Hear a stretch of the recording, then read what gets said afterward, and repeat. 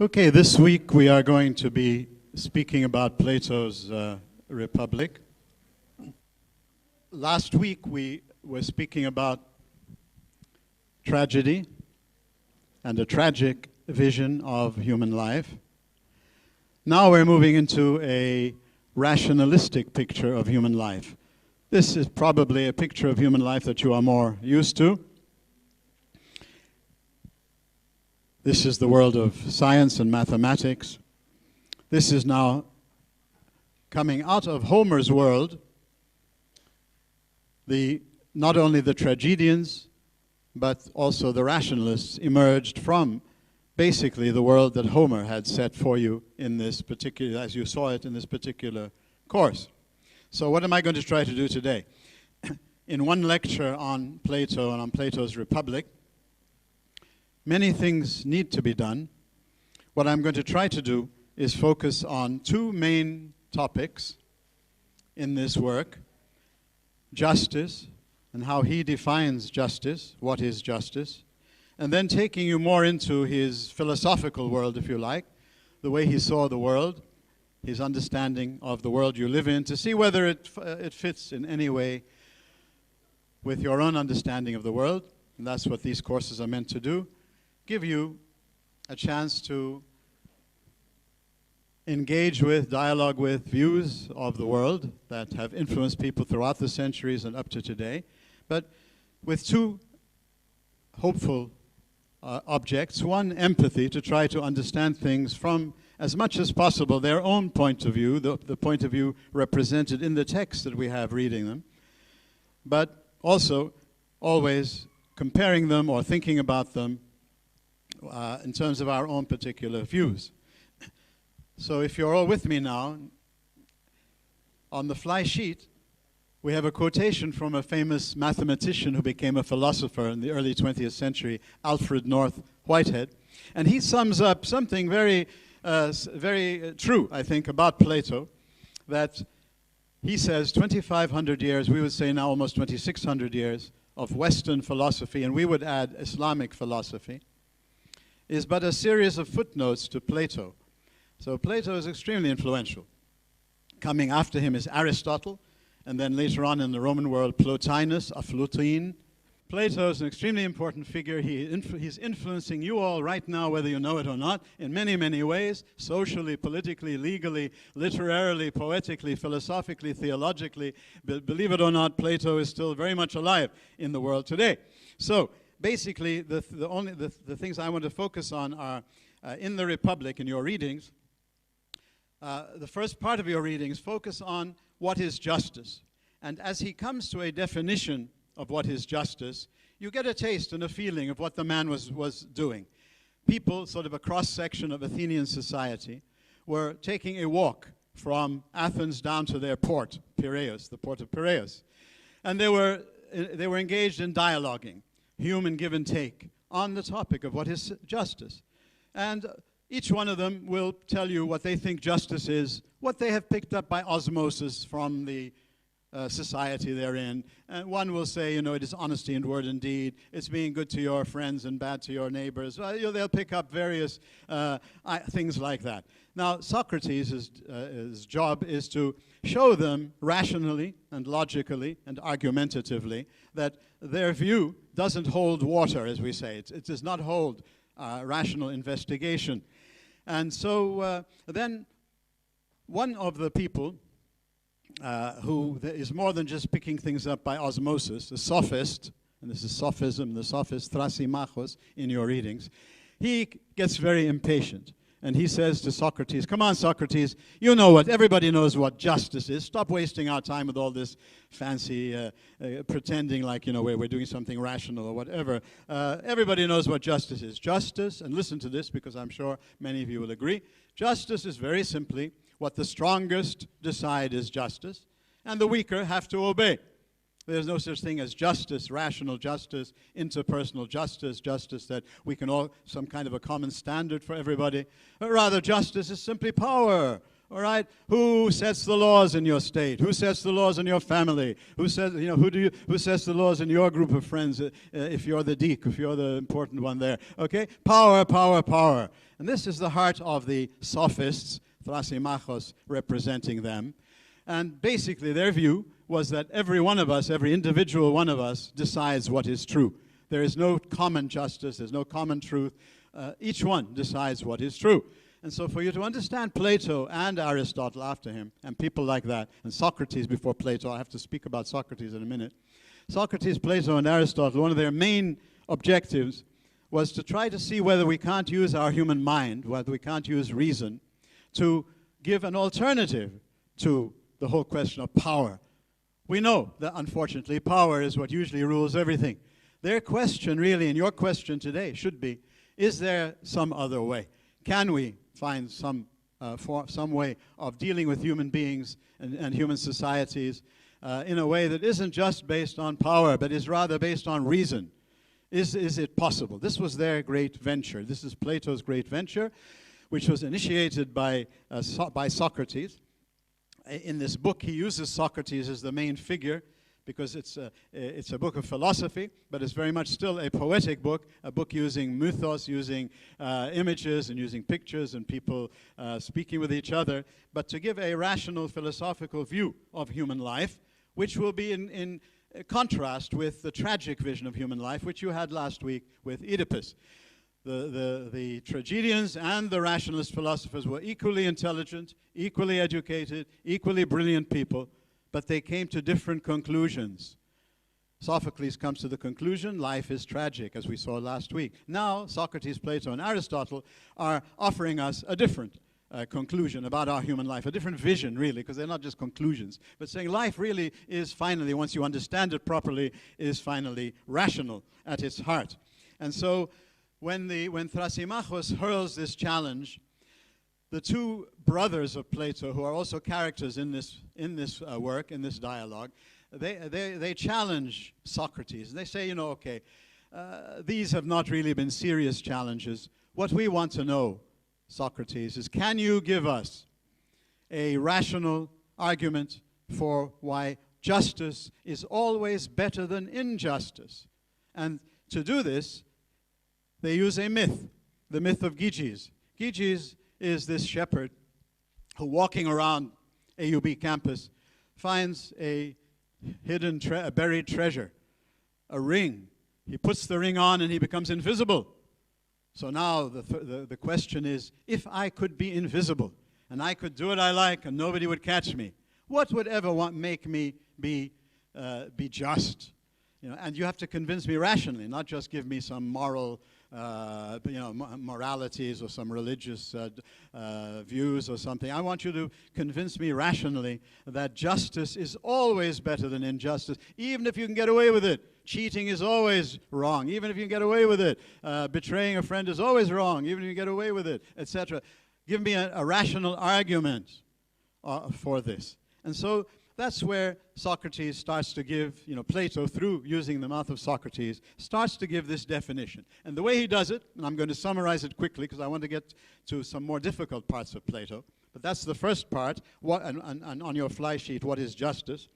He says, let's first look at the state, because the state is a bigger entity, and we were interested in justice in the state. And then let's look at justice in the human being, because those are the two places we're really interested, humanly speaking, when we speak about justice. We're not just interested in it, abstractly. We're interested in it in society, in our own humanity. So what Plato does is take them through a kind of mathematical, geometrical exercise to come to what he wants to get to. What he does here, basically, he says, what are the necessary, just to sum it up, what are the necessary conditions to have a state? To have a state, you need to have three classes of people: rulers, defenders, and producers. They're under two. Number two there on your fly sheet. Justice in the state. You need to have people ruling, you need to have people defending, and you need to have people producing the things of life. The business, economics, arts, all the other stuff that makes for life. So you cannot have a state without these three groups, all right, these three classes in society. What is it that each one needs as an energy, a power, an excellence, an arete, a virtue? This is the meaning of virtue here. What virtue do they specifically need in order to be able to rule well? Well, he says those ruling need to have wisdom. They need to know how to rule. They need to have, to understand things. They need wisdom. What do the defenders need? Well, they need courage. They need to defend, to defend in the face of attack and all of this. They need courage. And what do producers need? The producers, basically what they need, in addition to their skills, is the virtue of self-mastery, discipline. Now, why? Because they will be tempted to want to be more powerful in society, to be part of the army or part of the ruling class. This temptation to be for power for Plato is at the heart of sophistry, and is the heart of, for him, one of the main diseases in Athens, one of the reasons why Athens was in a miserable condition at his time. So wisdom, courage, and self-mastery are the three great virtues that are needed. He then goes on to say, rulers, however, need courage as well. They need to take decisions that are courageous, not just what pleased the people would get them elected. Rulers also need self-mastery, or they will run away from ruling. Why should I bother ruling with all this headache and all of this? Let me go off and be a businessman or be an artist or be something else. So rulers need to have wisdom, courage, and self-mastery, or discipline, self-control. Defenders need courage. And for Plato, courage is a form of wisdom, it's a form of intelligence. It's not just a feeling or an emotion. But they also need self-mastery. Otherwise, they would want to make a coup d'etat and take over ruling. And they need courage and self-mastery. The producers need self-mastery simply. So he says these are the three great virtues in human life that we can think of: wisdom, courage, self-discipline, and justice. What's justice? Justice now is this Homeric picture of order, harmony, balance, beauty, but now taken into a rationalistic picture. Justice is rational, not just beautiful, as in for the tragic world. It's also rational and it's also moral. And this is what the rationalists are adding to Sophocles' picture, because their reason was very important, order was very important, but the order was not rational. The order was not, humanly speaking, moral. Now, no, he's saying the world itself is ultimately made for human rationality and morality. So justice is when, now what happens, it's a complicated story here, we'll talk more about it in the cave story. For Plato, coming out of something called the Peloponnesian War, there were two realities. Civil war. We don't know what that is because we've been living in harmony for so long. But civil war, where all the Greeks, were fighting each other and killing each other, and there was great corruption, language changed, its meaning, values changed their meaning. There was just total corruption all over Athenian society. And there was a second form of disease and corruption, the sophists, teaching people that each individual decides what is true. There are no norms, there are no principles, there are no standards that we can all share rationally in common. And they had the education system. They taught Thucydides, they taught many of the people of they were the teachers for money of the day. So what's Plato telling us? He's telling us throughout the whole of the Republic is that basically human society needs a radical reform. You need to radically reform the education system. The education system is irrational. It's built in one way or another on power rather than on truth and the search for justice. When the education system can be changed in such a way that each and every human individual can discover for themselves what they are best at, excellence, what they are best at, that's when you can hope to move your society from corruption and injustice towards justice. Only through such a means can you then have the education system rationally let each individual discover for themselves, I'm best fit to be a businessman, an artist, a poet, a priest in the Temple of Apollo, whatever. I'm best fit to be a defender in this thing. Or I am best fit to be a ruler. Only when people can discover this for themselves through the education system, only insofar as we move in that direction, because that's obviously, he's not an idiot saying you press a button and it will happen. He says only when you do this sort of a thing can you hope to move our society from its misery, its corruption, its injustice, towards justice. So this is the justice in the state. Justice in the soul.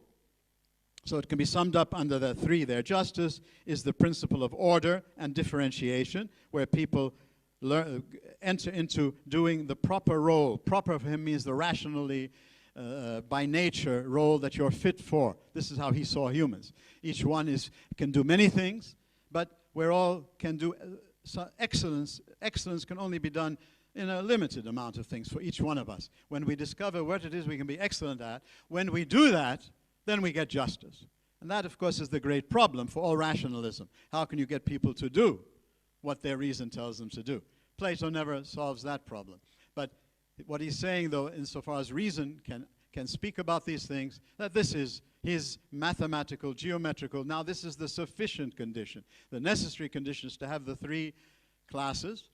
The sufficient condition, justice, is to have each one doing what they do best, and then there will be order, there will be harmony, there will be power, the true power now, not the power of just might, but now the power of right, the power of justice will be there. So the justice is every person doing and possessing what properly belongs to one, not minding their own business. Unfortunately, that's a very unfortunate translation in some of your books. Minding their own business today has a totally different meaning than what Plato meant. Minding your proper business, minding that which you can do excellently, doing that which you can do properly, and don't look to somebody, I'd rather be a prime minister, or I'd rather be a minister, or I'd rather be a this or a this, but doing what properly belongs to you. Justice in the soul follows, now by analogy, in the soul, there are three aspects that make up for a soul, whatever soul is the human being, in other words. An appetitive. If we didn't have an appetitive, we wouldn't eat, we wouldn't drink, we wouldn't have sex, we wouldn't have more people. Spirited, but here it's more energy, sort of, because the word spirit can mean many things. Here, the energy part of the human being, the passion we have, our energy, and we have the rational faculty, which is, of course, reason. So if you don't have these three faculties, he calls them, you don't have a soul. These are the necessary conditions for justice, is to have a soul that's really a soul. Now, having the necessary condition is not sufficient. To get to the sufficient condition of justice in a soul, then they must be doing similar things to what we saw in the state. Each part should be doing what it can best do, what it can excellently do. The appetitive should be doing its business. The passionate should be doing its business, and the rational should be doing its business. What is its business? Proper, rational business. Ruling, the rational part should be ruling your soul. You should be doing what your reason tells you to do, not what your appetites or what your passion tells you to do. You should be doing what your reason tells you to do. Your passion should be supporting your reason, giving energy to doing what your reason wants you to do. And your appetites should be in touch with reason as well. So a just soul, and justice in the soul, is when there is the harmony, the collective synergy of all parts of your soul being ruled by justice, being energized by, being ruled by reason, being energized by your passion, your strength, and by being, and having your appetites taking care of your daily life and your needs as they should. Not your appetite ruling you, sex ruling you, your passions, your anger, or your whatever, or your feelings ruling you. No, reason should be governing the other parts of your soul. Now, he went to an extreme. You may agree with him, then it's not an extreme. He pictures our soul as really just the rational part. Humanity is only your rational part. The other parts of you are not really rational. And so this gives rise to the general view that evil is coming out of matter, evil comes out of the body, evil comes out of the flesh, evil comes out of emotions, evil comes out of sex, evil comes out of this sort of a thing. Whereas, so the only really fully human part of us is our reason. And he pictures this in a beautiful, another one of his dialogues where he has a charioteer, the only human part, and then there are horses, representing the other two parts of the soul. Dark horses representing passion, and white horses representing the appetites, but non-human. Our only humanity is our rationality. And this, of course, is a source of great debate all through the centuries What about other aspects of us? Is perhaps not our empathy even more important than our reason? And if our reason doesn't include empathy, our reason can become very cruel. So maybe empathy is a bit more important than some of these things that he doesn't give quite. But we're understanding what he's doing. He is now trying to launch, in a serious way now, the whole project that comes to be science and philosophy, rationalistic philosophy in the world we have. Okay, so he then he ends this little part of the Republic by, now you remember he was challenged by Glaucon and Adeimantus. You have to prove to us that it's always better to be just rather than unjust. So if you've been sleeping, wake up now and listen to this. He now makes the comparison with health and sickness, all right? Health and sickness in the body. Sickness is disease in the body. A healthy body is a healthy body. He's now making the analogy, again, geometry, proportion, analogy, okay? The body, the soul that is ruled by reason is a healthy body. The soul that is not ruled by, is a healthy soul, rather. The soul that's not ruled by reason is a sick soul. And so he therefore says, it therefore becomes absurd for you to say that injustice, which means a sick soul, which is you, your personality, a sick you can sometimes be better than a healthy you. That's what he tries to reach with the final thing there of the definition of justice. By definition, he thinks that by definition, you should realize as a rational human being that justice is always better than injustice. And now why? Let's make it a bit more concrete. He believes that when we are unjust, we're harming ourselves. Every act of injustice we do, we warp our own soul. We warp our own humanity. We become, we corrupt ourselves. Therefore, he says it's better to have somebody harm you than for you to harm somebody else. He got this from Socrates, of course. But why? Not that you're going to let everybody come. Don't take these things stupidly and simplistically. He's saying, trying to get your mental eye around the truth of what he's trying to say. He's saying that basically, whenever you do injustice, whenever you commit injustice, you're shaping your own being. You're creating your own being, as the existentialists will say in the 20th century. You're creating your own self, and you're warping it, you're corrupting it. Whereas when you're doing justice, you're building your own soul. And so therefore justice, once understood like this, must therefore, bil mutla, as we say, in the absolute, it must always be better. Now, of course, in daily life, you're going to have to work this out wisely. That's a separate issue. He's now trying to clarify, that's what philosophy is doing, clarify directions that we want to move in. Goals that we want to set for ourselves. It's the work of politics, of society, of all the other things to get us to learn how to do it and to practice it. But if we don't know the direction, that's what philosophy supposedly is supposed to do according to Plato. Not what politics does, but to have the time and the leisure and the rationality to think and consider seriously what are our goals, what constitutes justice, what constitutes the good life, what really does, what are all these things. So this is that first part. Now the second part, if you're reading the whole of the Republic, you realize he then says something there in one of the translations, that's E under, he says, after having defined it in this way, he says, we shall never reach the exact truth about justice by following our present methods. The road is longer and more laborious. This is what gives you the headaches now, you see.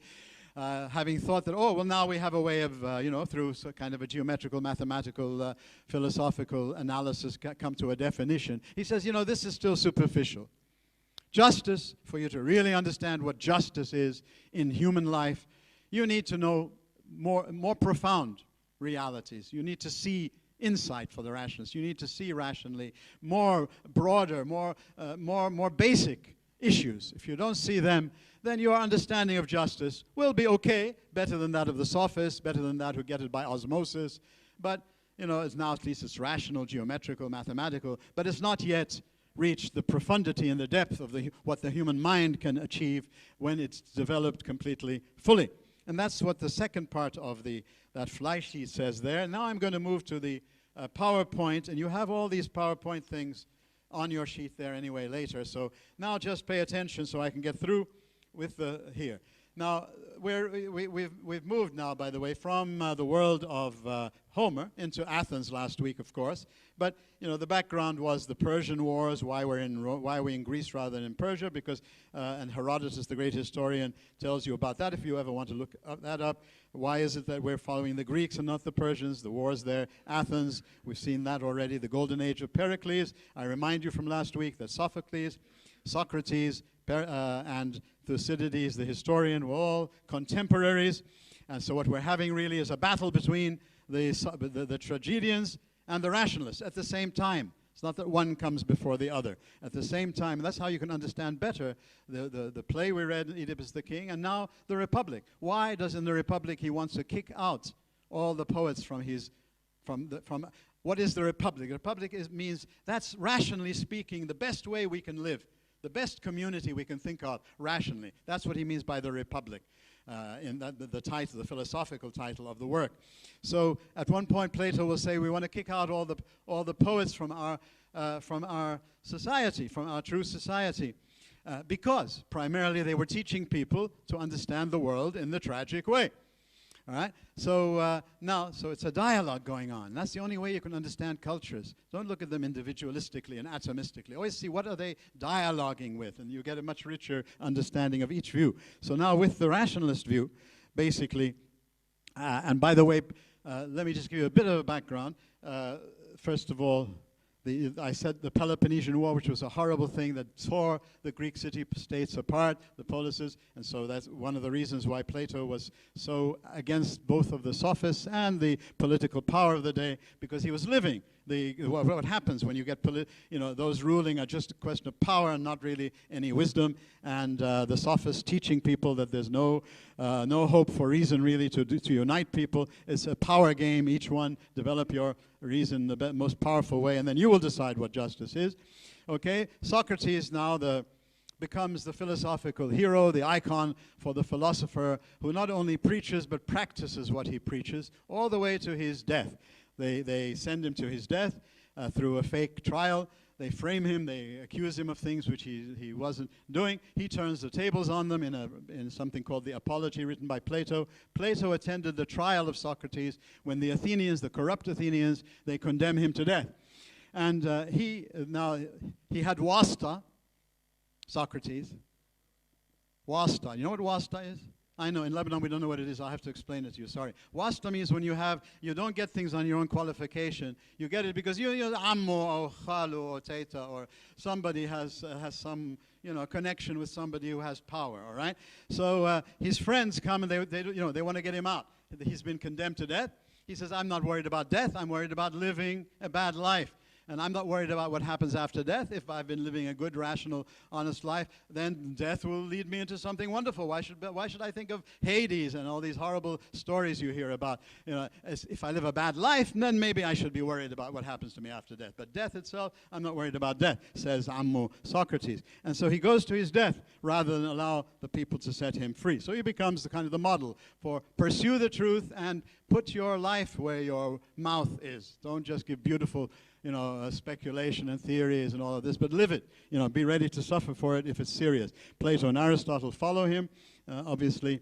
Now, these slides have all this on them, so I won't be able to get through it all. I'm just going to try to get through the main points that you need, and your teachers have plenty of time to take you through further. Greek rationalism, which is our topic really now, in Athens, important thinkers in Athens produced many perspectives on the meaning of human life, not just the two we're taking here. Socrates' statement, a life without critical examination is not worth living. That's the heart of it all, that if you just live by osmosis or by power and you don't have a critical examination of your own life, your own values of what you're doing, then that kind of a life is really not life, it's death. It's not really worth living anyway.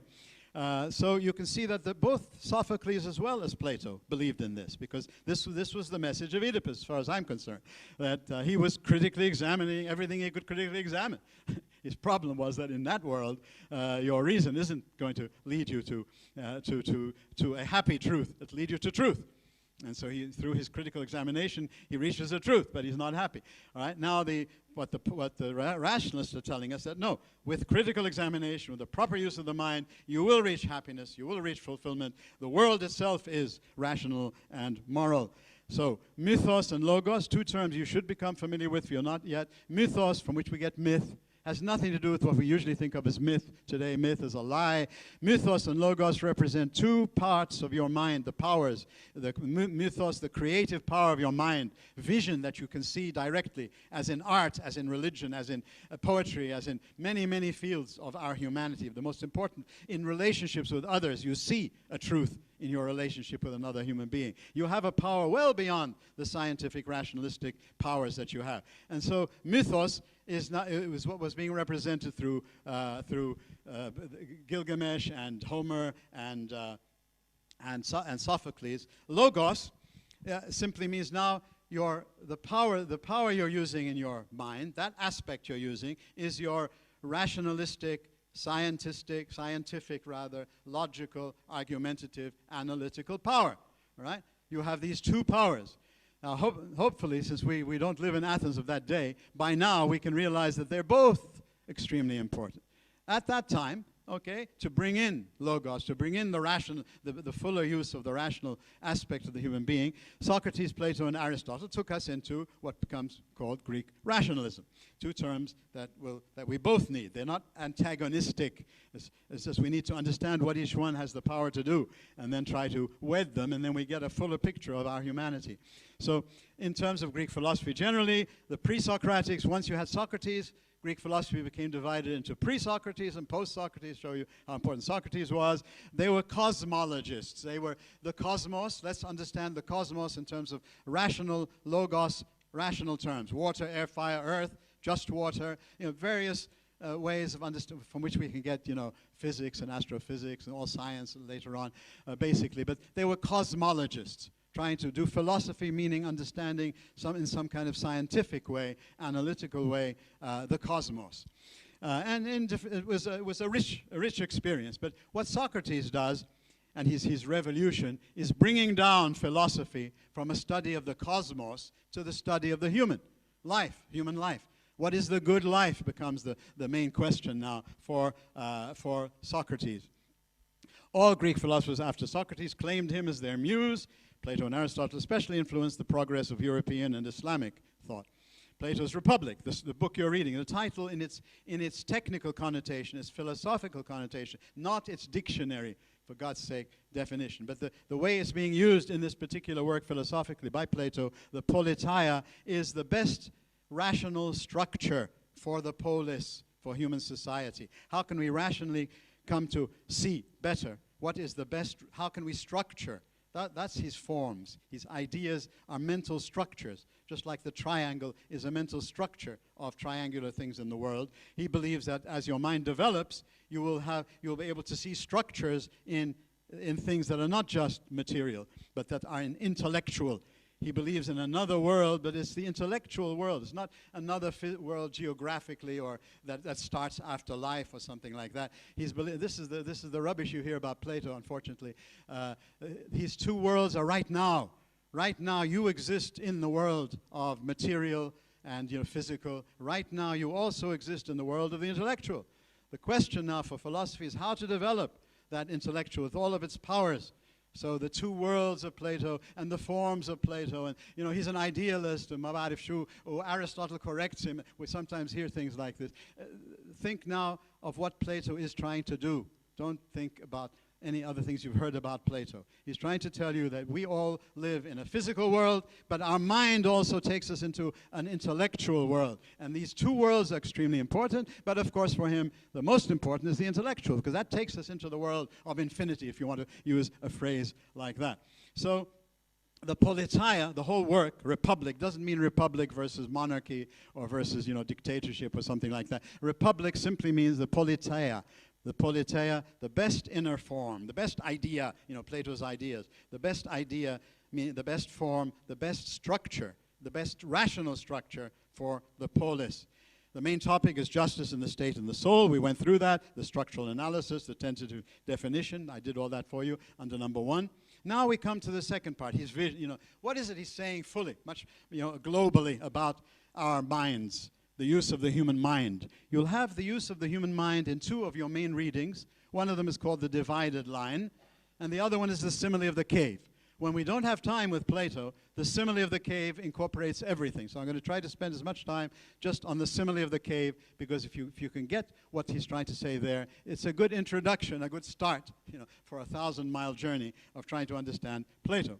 So basically, the simile of the cave is a philosophical picture of our human life.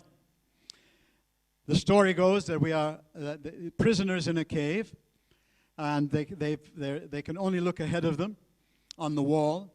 They've been chained that way all their life. They cannot look back to see what's happening. And the picture here is like a movie house. Like, you're all sitting and let's say there's a movie projector behind you projecting things onto this screen. Let's say, but it is actually happening. Now, if for some reason you start to believe this is all you've seen all your life, you start to believe whatever you see up there, that's true.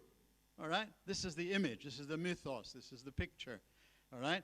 What he means by this is that in the use of the human mind, one main thing about most of us is we pick up what we see by osmosis. We believe what we see. We don't give it any really serious critical examination.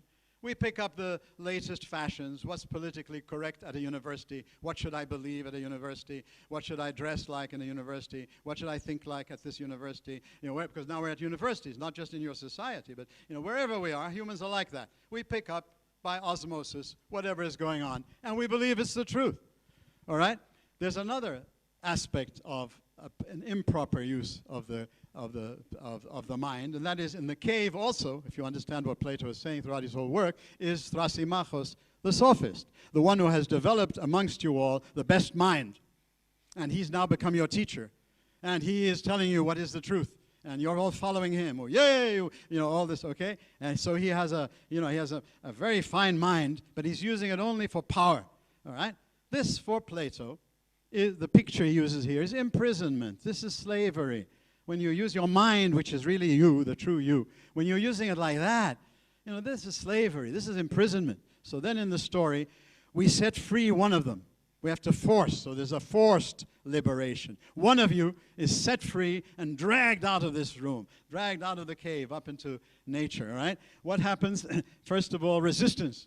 Kicking and doesn't want to go up. I'd rather be down in the cave because he's gotten so used to what's happening there. He's not open that there might be something different or something better.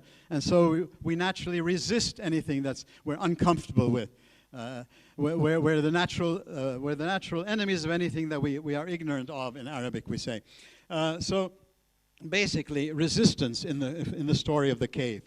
Then, little by little, however, he starts to become gradually accommodated, starts to see, there are things out here that are the source of all these shadows. And he starts to gradually become accommodated. And then this willing progress comes out of the cave. He starts to use his mind and to understand specific things. And this process goes on until he finally sees the sun when he's come out of the cave. And now he has sight. He has insight. He sees now the whole picture. In the physical world then, everything, the only reason I could see anything is because of the light of the sun. The only thing there is anything, warmth and life, is because the sun is giving warmth and there is life. So the sun is the source of life and light in the physical world. He has now achieved comprehensive understanding. All right? And then in the story, it doesn't end there. We have to force him to go back down to the cave. All right? And he doesn't want to go back because he knows that in their mentality, they're going to kill him the way they did Socrates. He won't want to go back down. That's why we have to force him to go back down. Now let's give a bit of what is the meaning of this intellectually, of this trip. So we said imprisonment is using your mind by osmosis or just for power, the sophists. Forced liberation refers to we need a wake-up call. We need a Socrates. We need a Socratic shock. That's what happened to him. Plato was a tragic poet. We might have been reading Plato's Oedipus story had he not been Socratized.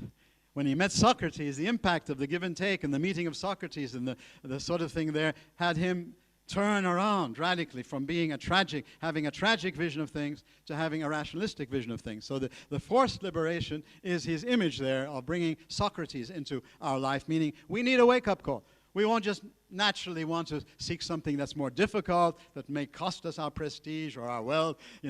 Even if our reason tells us go for it, no, our lust for power will send us in a different direction. Okay, so this is why there's a forced liberation. But then, as Plato got accommodated to the things, he himself becomes now a rationalist philosopher. And what we have here is that the proper use of the mind should always be on the model of mathematics. The same way we use our mind in mathematics, we should learn to use our mind like that always, so that we don't look at it subjectively in the sense of, for power or for wealth, but for what is true. In mathematics, you don't decide whether the hypotenuse of a right-angled triangle is the square of it is equal to the sum of the squares of the opposite sides because it feels good or because subjectively you think that's going to give you power. It's because that's what it is. So until your mind starts to want to work in that way and seek truth in that way, for him, it's the product of a good education system. It will take you'll have to be 50 years old before you have this kind of global, comprehensive vision, but you can start right now moving out of the cave and gradually moving into that direction, because final insight, rational insight, is a function of lots of effort and experience, and not just an Ivy Tower academic thing. So this is the cave story. Why does he have to go back down? Well, because, rationally speaking, he will realize that they won't accept me, they will kill me, they'll make fun of me, they'll think I'm an idiot. And anyway, why should I bother? Political rule is so difficult. Let me be a philosopher. Let me enjoy now the truth and the art and all the wonderful intellectual things I have. So the force here is simply an image for your own reason will tell you, for Plato. He's not telling you at this point in the Republic. He still is hopeful that the human mind will direct itself, so that the prisoner who has gotten all of this, will come to not just enjoy his enlightenment, but will also become much, much more politically aware and politically conscious, because the polis is the heart of everything for the Athenian Plato, like Sophocles. The polis. So we didn't educate you. You didn't get all this just for your own sake, Habibi. You got it for the sake of the polis that you came out of in the first place. You must go back down, even if it's going to cost you your life, on the image of Socrates, who did that sort of thing. So this is the picture of the use and abuse of the human mind. The divided line gives it to you in a picture of main stages, and you have that on the second on the other side of the first page of your fly sheet. You have the four levels, the divided line. I have put it in my own way to put across to you, so you don't just look at it like a textbook in a baccalaureate exam and repeat it. What he's saying there is the mind develops penetration. It develops profundity. You go through appearance to rational reality, not to tragic reality. And so the divided line in your book is upside down. It starts with, at the lowest level, illusion, or just imagining things. I call it osmosis. Opining, that's Thasimachos, giving strong opinions, but only for power. All right. Then the line that is crossed in the divided line diagram you have in your books, it represents the Socratic shock, the need for forced liberation. And then you start to think properly. Thinking properly means mathematically.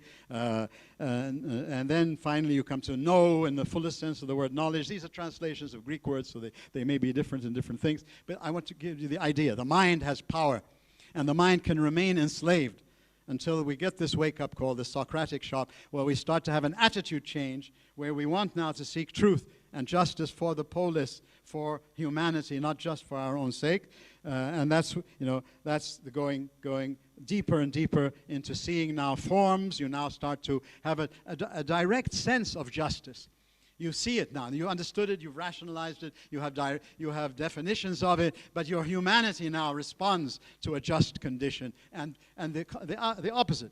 You're disappointed with, or you reject injustice. When somebody does injustice to you, even before you know it, before you have a definition of it, when somebody does an act of injustice to you that any human would call unjust, something in you reacts. All right. Now, hopefully, positively, you start to become aware of the other aspect of how to act justly, not just how to recognize when somebody's been unjust to you, but how to recognize, well, what does full justice mean? And so, full justice means going well beyond just the definition that he gave, into recognition of the sun. What does the sun represent? The sun represents goodness. For Plato, if there is a God, if you're trying to make him into a monotheist, which he wasn't, because every soul is eternal, matter is eternal, the forms are eternal. If you want to try to force him to be a monotheist, fine, that's your business. But he's a monist, all right? Basically, if there is a God in Plato, it is the form of goodness. Goodness. He refuses to define this one. This is what's at the heart of everything.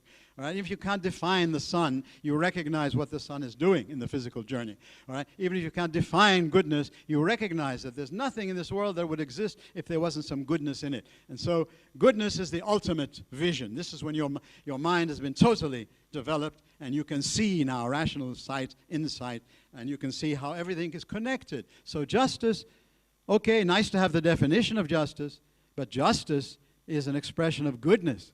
Take goodness away from justice, and justice can become legalism, Pharisaism, cruelty. When justice is understood to be a full complement of goodness, then you're getting into humanity. Your mind is seeing now human truths, which is his other world, not just some kind of abstract other world. Okay, that's as much as I can do for you now. One last thing only here that I have time for, I think, and that is, what has he done he has rationalized the Greek gods. Athene has become the form of wisdom, the rational form of wisdom. Aphrodite has become beauty. Each one of these gods and goddesses have now been not said they don't exist, but given a rational understanding. And so this is the world of Plato, introducing you to him. Hope you enjoy your work with your teachers. Thank you.